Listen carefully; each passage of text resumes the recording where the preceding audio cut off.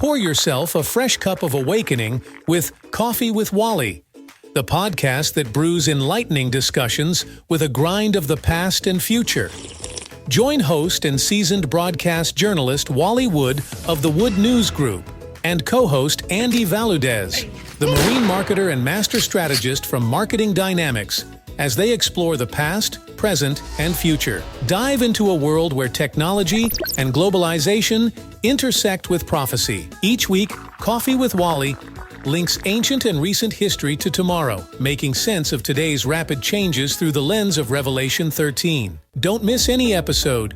Visit coffeewithwally.com and subscribe for your weekly espresso of insight. Coffee with Wally, a fresh cup of awakening, awaits you. Coffee with Wally, where understanding our times becomes clear over caffeine. All right, we're back. My name is Andy Valudes. I'm your co-host of Coffee with Wally, here with your host, Wally Wood. Hey, Wally, how you doing today? Good morning, everybody. And how are you doing, Andy? I'm doing pretty good. Get ready for the weekend. We'll be honoring and remembering the Battle of Iwo Jima that happened 81 years ago, February 19th. And so we'll be doing this at the Houston National Cemetery. It is a Marine story, and we do have a Marine guest today, not from Iwo Jima, but from another battle. So, hey, go ahead and take it over, Wally. Okay. Well, before I introduce his name, let me go into some of his bio. I've done some research on him, and I can't take a lot of time on his bio because it's a book in itself. But you can look him up online, and he's everywhere. But his name is Mark Geist, Geist. He's the best-selling co-author of the book 13 Hours, a security and military consultant, and credited with saving 25 people in the Battle of Benghazi from September 11th to September 12th, 2012. After serving 12 years in the United States Marine Corps, he went on to become a deputy sheriff, and he's been in law enforcement dealing with abused children. He's lived a life that exemplifies the Team Never Quit mission statement. And this is from their website about him, which says, quoting, TNQ embodies the heart of a warrior, men and women in all walks of life, who have faced incredible hardship, but have chosen not only to survive, but to learn from the experience and make themselves and those around them stronger for it. End of quote. He's also known as Oz, Mark Oz Geist. So, Mr. Oz, welcome to Coffee with Wally. And I want to ask you right off the bat, where did Oz come from? It's a little bit, I'll kind of keep it to the shorter version, because when I was in the Marine Corps, I was back in 84 to 96, you didn't have personal call signs. The only people that had the personal call signs were like pilots. And so when I started contracting in 2003, into 2003, first to 2004, I got over to my first deployment. And the first thing they asked me when I got there was, what's your call sign? And I'm like, what do you mean? What's my call sign? They're like, yeah, what do we call you? I'm like, Mark. And they're like, no, you got to have a call sign. And I kind of knew what they were doing. I was born at night, just not last night. But they, because you typically earn your call sign, and you earn that by most of the time it's screwing something up. So, because like we had one guy that was named Crash, and that's because he'd been in 2 or 3 car crashes. Different things like that. And so they were like, well, you don't want us to figure that out for you. I'm like, well, you guys are paying me good, a lot more money than I've ever made before. You can call me whatever you want. I don't care. So they ended up coming back about 4 days later, and they're like, yeah, okay, we're going to call you, your call sign's Polter. And I'm like, for poltergeist? They're like, yeah. I'm like, well, it took you 4 days to figure that one out. And so while I was with that group, that's kind of the call sign I went by. And then finally, I got to another contract, and it got changed to Potter for a while. And then it was turned into, because somebody messed up on probably the way it looked when we wrote it. Instead of Polter, it was Potter. And then I got to another contract, and it was Wizard of Oz. And then the Wizard of Oz, somebody else had a name Wizard, so it ended up just coming down to Oz. Wow. So how long did it take for you to come up with this new call sign? So 2003 through 2004 to 2009, I think I was Polter. And then from there, I was on a couple different contracts. They weren't all real long. It depended until I got picked up with the last one, and that's where Oz kind of came about. My, the man without a name. That... I like I told him, hey, because we were making really good money then. I guess it just depends on what good money is when you're getting shot at. But Yeah. it was more money than I've ever made in my life in a month. So again, you'd call me whatever you want. Just make sure the paycheck hits the bank when it's supposed to. Bless your heart. Now, the story that you're known for, of course, is the war or the Battle of Benghazi. And I want to bring focus to that. I also want our audience to know that you are a believer, and you've been a believer the bulk of your life, especially through the military service. And at some point, whether it be now or in a follow-up program, I want you to hone in on how the role that God played with you directly in the things that you were called to be a part of, that it takes a special kind of person. I admire the bravery, the guts that you had at the time and that you still do, because you're out there speaking now, right? You're giving Yes, public sir. speeches. Yeah. Yes, sir. And you're on Facebook, Instagram, YouTube. You're staying busy, and you're officially retired. Yes, sir. I am retired from the military. I got 100% disability from the military, which didn't include any of my injuries from Benghazi. And then the injuries I had in Benghazi pretty much gave me 100% disability again. Bless your So heart. I Okay, always tell people I'm 200% disabled. a man after my own heart. Uh, okay, well, this is what you're known for, and I'm sure that this is what you speak about wherever you go to speak. Um, as quick as you can, a good, solid thumbnail sketch of your story. How did you end up in the Battle of Benghazi? And tell us the story behind that. I guess the easiest way, I started contracting in 2004, did a lot of different things. I've worked with a couple contracts. We were training Iraqi SWAT teams. I was a security advisor to one of the former prime ministers of Iraq, Dr. Ayad Alawi. But really, where I wanted to go is I wanted to go with the CIA, and I finally got picked up by them in 2009, and worked with the CIA as a part of what they're called as global response staff. And our job is to basically protect America's spies as they work in some of the most dangerous parts of the world. Okay. And for me, there's some of the, I call them bird posts. Some of them are really easy. They're not in, they're in dangerous places, but not as dangerous as the worst. And you can I call it bird post because you can kind of just fly right through. It's pretty easy. Yeah. Those are the ones I tried to avoid. I just felt compelled to go to the places that were going to challenge me the most. And that's how I ended up in Benghazi, Libya on September. I actually was there about 45 days on September 11th, 2012. Okay. And again, this is the type of personality that intrigues me. What is it in you that drove you to look for the most challenging operations to be a part of? I'm not really sure. I mean, I grew up farming and ranching in a small town in southeastern Colorado. I rode bulls, I rode barebacks, I broke horses. Well, that does it right there. There's your calling. Yeah, it was just, it's always been there, I think. And, if it's difficult, it's like, I want to see if I can, if I can overcome it. And that's, I think, really from birth, that's where I was. That is amazing. So take us back to Benghazi and that story. Now, at the end of this interview, we're going to play the trailer to the movie. So give us a build up to this.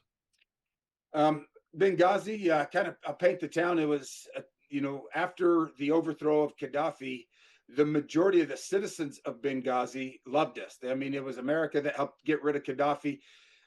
In Libya itself, it was more of a tribal thing because you had Eastern Libya and Western Libya.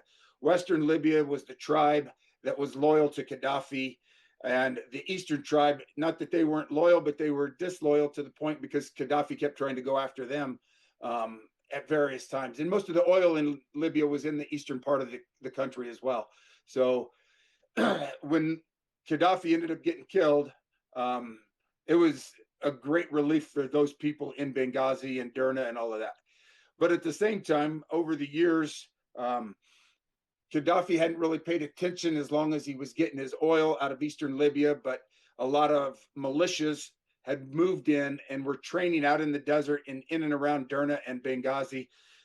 They were training foreign fighters to go into Iraq and Afghanistan to kill Americans. And so there was always a Al Qaeda or ISIS portion that was working in that area. So that's a lot of what we were doing there, was just kind of gathering as much intel as we could to provide the administration on how to do foreign policy. So that's kind of how Benghazi started. But if you look at it, the center of Benghazi is kind of like the half of a wagon wheel, and it's down at the port. And there was roads that went from the center of that, which would be the hub, and going straight out from that. And then every I don't know, maybe every quarter mile there was a street that was we called them rings. It was first ring road, second ring road, third ring, fourth ring, fifth ring. So kind of give you an overhead of what the city looked like. The airport was furthest out, just like most of the time in big cities. And then the consulate was just in between fourth ring and fifth ring road. And fourth ring was it was right up next to fourth ring on the backside of that. We were and then there was the CIA annex, which was about a mile away, as the crow flies, closer to the other side of fifth ring road. Okay. But from the rooftops of the annex, we could see the consulate that night, especially when it was burning and after they had attacked the initial attack on it. Okay. And take us from there. How did y'all move in? Well, that night I was out in town with a female case officer. We were out meeting a local couple that was out in town that was providing us with some information, and it was actually their daughter's birthday as well. So me and her had been out at that compound probably for about a couple hours when I got a phone call from Tyrone Woods, who was our team leader, and he called me on the phone and said, "Hey, you need to get back to the annex and stay away from the consulate," because the shortest route would have been going right past the consulate. And I gathered up the female case officer, got her loaded up in our vehicle, and turned on our secure comms. And that's when I could really hear what was going on, because we had communication on that network with the State Department. And I heard the team leader from the State Department just talking about what was going on. You could hear the gunfire, you could hear the explosions from RPGs and belt-fed machine guns. And the team leader came over from the security team at the consulate and said, "If you don't get here now, we're all going to die." Now you can imagine with that stress level, there was a few expletives in there as well. Of course. And right. You really kind of knew something that it was really bad. And so we exited the compound we were at, and to get back, we had to drive west down the coast of the Mediterranean, come back in through the desert. It took us about 45 minutes to get back. And really, one of the first things that kind of happened that really, I would say the Lord intervened on was, as we're pulling up to this intersection where we had to take a right turn, 2 or 3 vehicles pulled up and blocked it off, and about 8 or 10 guys jumped out, a bunch of with AKs, and started a roadblock. And that's typical, because anytime there's something going on, they just kind of the militias want to, they know we're out playing around. They just don't know where we're at. Sure. Well, and blessed for us, because I mean, this blonde hair, blue eyed guy with this light complexion is not going to blend in as a Libyan. Yeah. I do speak a little bit of Arabic, but the female case officer, she definitely could blend in. And she spoke 2 or 3 different dialects, but it still wasn't going to get me through that checkpoint. So I was getting ready for a gunfight in my mind that was going to happen, and kind of came to that realization there that, if I get into this gunfight, then there's 6 or 7 of them, and probably me as the only real gunfighter. It's going to be a rough go. So these were not friendly forces. What's that? These were not friendly forces. No, they were not. Okay. They were not. And as we pull up, there was a car in front of us, and as that car started pulling into that checkpoint, it didn't stop. It kept going. So when it did that, all the eyes of all those guys just looked at that car and started yelling, and pointing their guns at that car, which just gave me an out. I just going about 10 miles an hour, 15 miles an hour, just turned and crossed over the corner. Instead of going all the way into it, I just crossed over the curb and just kind of Yes. took my turn and drove as as inconspicuous as I could. Yeah. And so it was. I mean, the Lord got us through that one. Was able to go down, got back over to the annex, and when I got to the annex, that's when I took over security there, because the rest of the team at about 9:30, 9:40 had left the annex to go over and help the consulate. And what I found out later was when the team leader came over and said, "If you don't get here now, we're all going to die." That was kind of the camel that, or the straw that broke the camel's back on our team leaving the annex to go over. Okay. Because they had gotten told to stand down by our chief of base a couple times. So these were the 25 lives that you were credited for saving? Yes. Yeah. Okay. And our team, there were 6 of us on our team, and the 5 of them had went over, and I took over security of the rest of the, I guess you'd say 20, 22 people, 21 people that were there. Yes. And so you tell this entire story with detail in the book. Yep. 14 hours. And then it was translated into a movie. And the movie came out when? early 2016. I think is when it was. We held the premiere at Dallas Stadium. Did you? Yeah, it was. They never really reported it, but it was the largest premiere in the United States at that time, because there's approximately 30,000 people that showed up to see the movie. My. At the premiere. The only one that was more than that was The Passion of Christ, when it was shown in the Philippines. Yes. Yes. I'm surprised to a degree that we've not heard any details of this in the media at the time. It seemed like it was all covered up or it trickled out or something like this. Yeah. But you took this song by the horns, and you didn't hold back. You told the whole story that was never told. And I want to, first of all, commend you, and at the same time also thank the Lord that he crafted this chapter in your life, and you came out of this a stronger believer. Yeah. Right? Yes, sir. And rather than a non-believer, because a lot of guys might go in as Christians and they come out hardened beyond faith, but you came out more convinced that had it not been for God, you wouldn't even be standing behind a podium to talk about these things. Yeah. Yes, sir. Yes, sir. I mean, I was towards the end of the fight that morning, about 5 o'clock, is when 3 81 millimeter mortars landed within about 17 feet of me. Really? And I was standing there, and then Ty and Glenn were on the other side of me to my left, and the mortars landed to my right. They had opened up, it was the last firefight. They'd opened up with belt-fed machine guns, RPGs, and then the mortars hit. And there was a couple more that hit, but they hit on the outside of the build, or not on the building. They hit on the wall and down on the ground. So I didn't really take shrapnel from them, but those 3, and to put it into context, is an 81 millimeter mortar has a kill radius of about 131 feet. Wow. Which means if you're within that 131 feet, you have about a 97% chance of dying. Yes. I was within 17 feet of 3 of them. The blast went through me, killed Ty on the other side of me. One of them killed Glenn as well. The second mortar is when Glenn got killed. But I took shrapnel from all 3 of them. Ended up with my arm about severed off, about 20. I think we ended up counting 25, 26 holes from all the shrapnel. Wow. And mostly on your right side? No, it was on all over. I mean, I got hit on the left side of my neck. I had shrapnel that was about 1 millimeter from my carotid artery. I had shrapnel that was about 1 millimeter from my femoral artery, or 2 millimeters from my femoral artery. I got a hole in my sternum in the center of my chest that's about a ½ inch deep. That shrapnel somehow went through. It didn't go through my body armor, but got in somehow, and but didn't go all the way through. So there was a lot of damage done. Are you still to this day feeling some of the impact of that?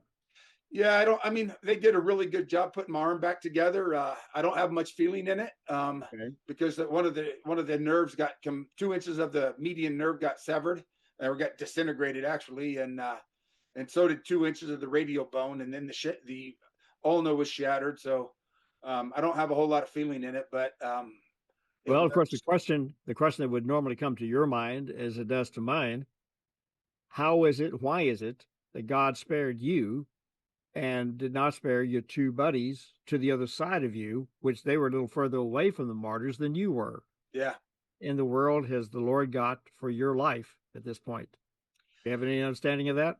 I think it goes back. I mean, a lot of it is for me. It's because a lot of guys are like, "Well, you'd have survivor's guilt," and I don't, because of my faith.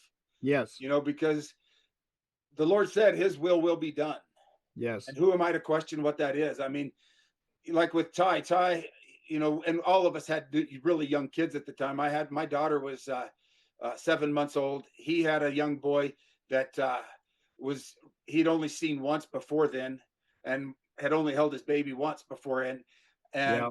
and who am I to question? I mean, that impact of what happened to Ty and Glenn is, the Lord has a purpose for that. Of course. Of course. And whether that's to influence his son or his grandson or great Right. grandsons, who knows? And for me, it's just, why am I going to question that? Because I got It's to not a let matter, His will be done. yeah, and it's not really a matter of questioning why, but it's more, okay, Lord, I've survived this, where the chances are higher that you're not going to survive. Uh, what do you want me to do? What do you have for me to do? This is a conversation you would have one Yeah. on one with your heavenly Father. Yes. Yes. Well, and because to go on is, I mean, I had a tourniquet on my arm from 5 o'clock in the morning till probably 10:30 or 11 before I got to a hospital. Oh, And really? um, I got to the hospital. It was a Libyan doctors and at a Libyan hospital that probably saved my life the second time. Tig, one of my teammates, he was the one who got the tourniquet put on me. Um, but then on the plane from the military plane that picked us up in Tripoli and flew us to Germany, um, I died on that plane and had to be intubated and resuscitated.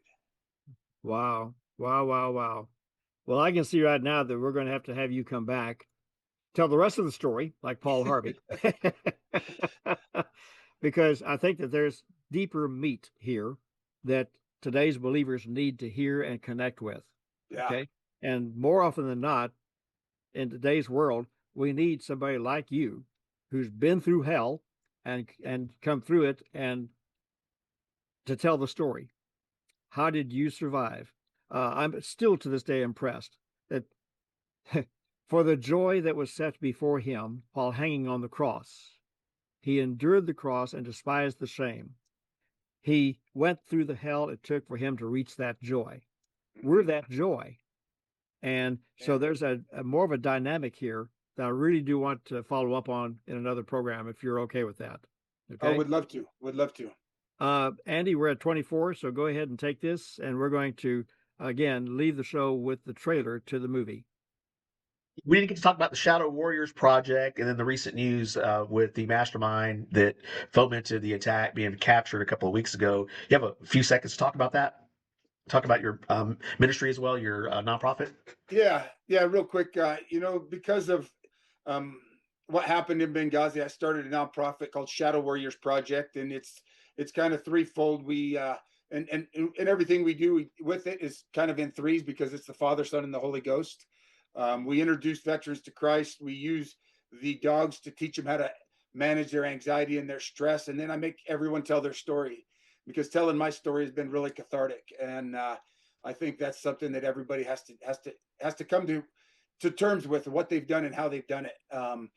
And I would have never thought Benghazi would have lasted this long, because everyone told me, you got about a year or two to make a living off of it, and and to share that story. Well, we're 13 years later, and we're still catching bad guys that have been a part of it, and I think that's just amazing that it's got the legs that it does, which tells me that it's all to the Lord for the purpose. Amen. What's the website? www.shadowwarriorsproject.org. Say that again. Shadowwarriorsproject.org.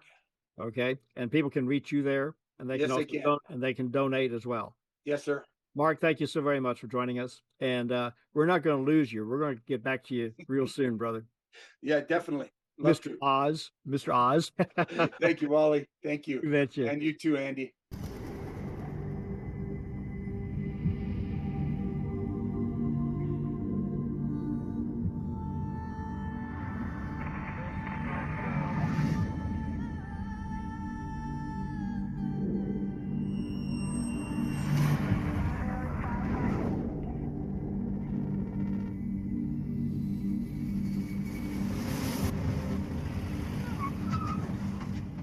Libyan visa. Official. Pull over for inspection. Sorry, sir, I can't do that. Pull over for inspection. How willing are you to die for your country? I'm ready to go right here, right now.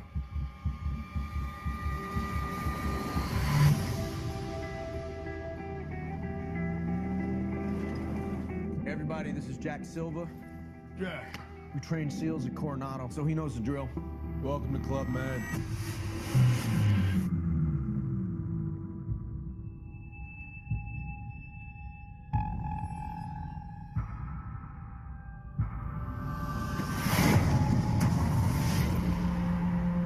We need immediate assistance. We are overrun. State's under attack. Let's go, man. State's under attack.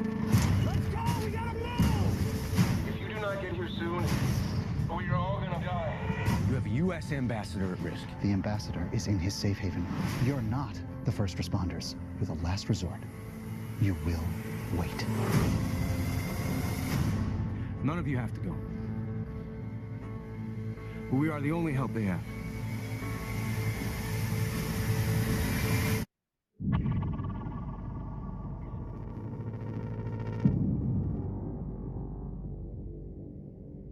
I called fire support. Never came. You're not giving orders anymore. You're in my world now. We have 36 American lives to save.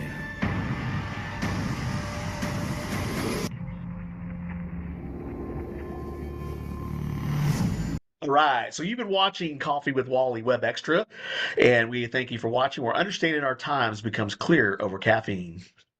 The Mystery. Heaven's Secret Story by Wally Wood. Before time, before creation, there was a mystery. What really happened before Genesis chapter 1? Scripture hints at a story rarely taught, yet essential to understanding everything. Respected journalist and author Wally Wood uncovers heaven's secret story, revealing who we are, why we're here, and what was set in motion before the beginning. This is not speculation. This is revelation. Discover the mystery, heaven's secret story. Available now. The truth awaits. Visit themystery.now.site. Order your copy today, available on Amazon.